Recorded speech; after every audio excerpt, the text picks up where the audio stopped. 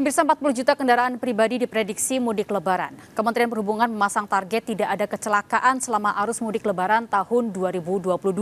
Lalu bagaimana kesiapan angkutan Lebaran? Kita segera bergabung bersama dengan juru bicara Kemenhub, Ibu Adita Irawati. Selamat siang Ibu Adita, salam sehat selalu Bu. Selamat siang, salam sehat juga. Baik, Bu Adita, bagaimana kesiapan Kemenhub menyambut mudik Lebaran yang menargetkan 0 angka kecelakaan selama mudik Lebaran tahun 2022 ini Bu?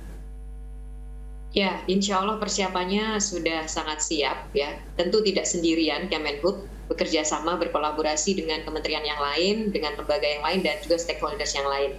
Termasuk tentunya kalau kita bicara untuk angkutan jalan, ini tidak lepas dari peran besar dari kepolisian ya. Dalam hal ini tentu Korlantas Polri.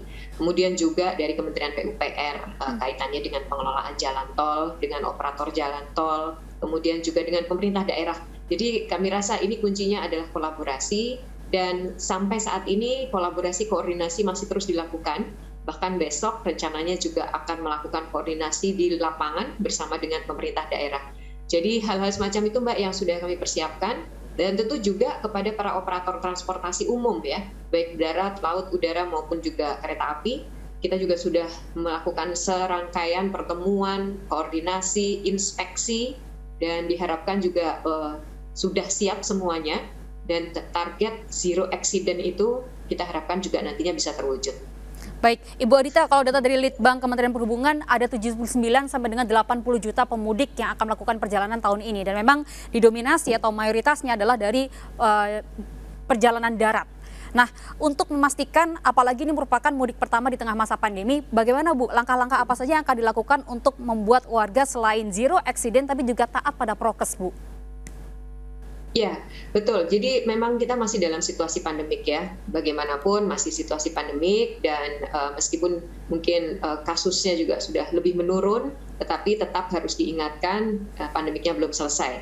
Dan oleh karena itu memang mudik ini sendiri, bagaimana syarat perjalanan dan prokes seperti apa yang harus dipatuhi, itu sudah dibuat sebuah landasan hukum atau rujukannya, yaitu Surat Edaran Satgas nomor 16 yang kemudian kami rujuk untuk semua moda transportasi. Dan ini adalah satu hal yang juga kami tekankan kepada operator untuk bisa melakukan sosialisasi kepada para penumpang terkait dengan protokol kesehatan, termasuk juga pengawasannya. Ya, kami juga di Kemenhub tentu dengan melalui otoritas bandara, otoritas pelabuhan, dan otoritas transportasi lainnya juga turut melakukan pengawasan. Satu hal yang memang harus tetap kita jaga selama pandemik ini. Nah, tapi tidak kalah pentingnya juga adalah memastikan kenyamanan ya dari masyarakat, meskipun ini nanti masih harus prokes, masker, jaga jarak, dan sebagainya, tetap kita minta petugas juga selalu melakukan pendekatan yang humanis persuasif ya.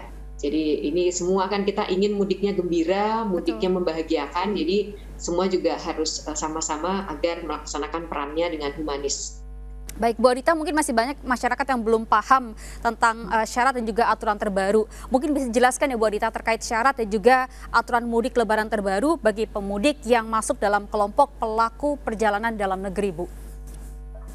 Ya, yang utama memang pelaku perjalanan ini harusnya sudah booster ya, atau vaksin ketiga.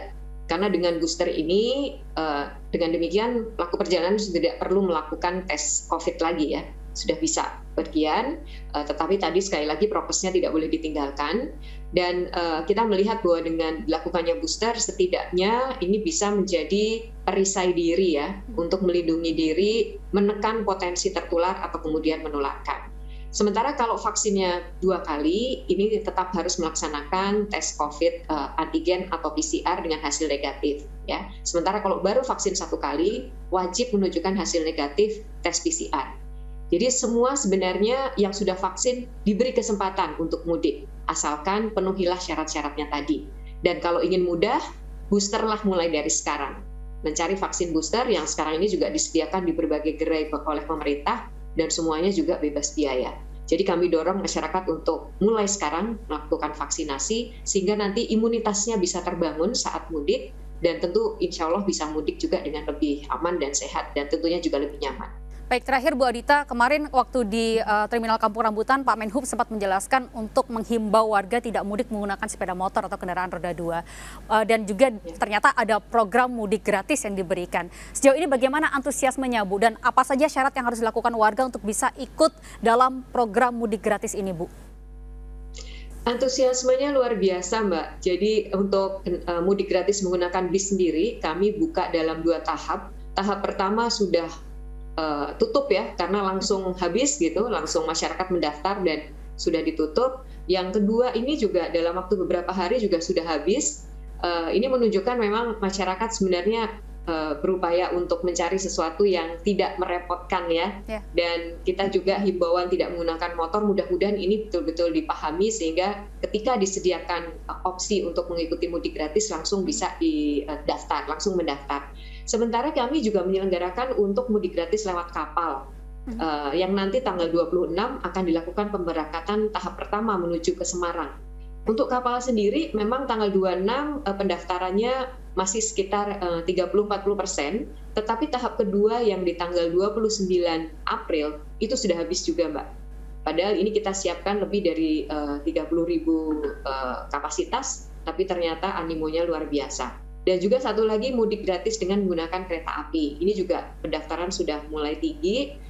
Sekali lagi, ini kami berharap masyarakat memang sudah mulai sadar ya, kalau memang ada pilihan, ya sebaiknya jangan menggunakan kendaraan roda 2, begitu.